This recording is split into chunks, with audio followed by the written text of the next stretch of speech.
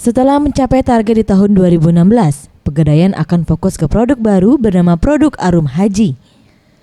Arum Haji merupakan produk yang memberikan kesempatan kepada masyarakat untuk melaksanakan haji dengan hanya menjaminkan perhiasan setara 15 gram atau senilai 7 juta rupiah dan akan diberikan pinjaman oleh Pegadaian senilai 25 juta rupiah yang akan disetorkan ke Departemen Agama sebagai biaya untuk mendapatkan porsi kuota haji. Hal ini disampaikan Tun Imanuddin selaku Deputi Bisnis Area Palembang. Di tahun 2017 ini kami ada produk baru, produk yang namanya produk Arum Haji. Produk Arum Haji.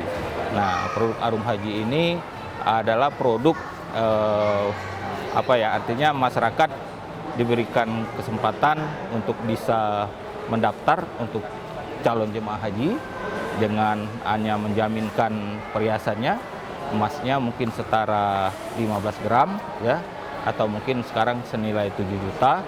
Nah, mereka nanti akan mendapatkan pinjaman dari kami sebesar 25 juta untuk disetorkan ke Departemen Agama untuk sebagai biaya untuk mendapatkan porsi untuk terdaftar sebagai calon jemaah haji. Selain Arum Haji, Pegadaian tetap dengan investasi emas dengan cara membeli logam mulia yang dapat diangsur dan produk tabungan emas. Sedangkan untuk lini pembiayaan di sektor mikro, Pegadaian memiliki produk kreasi.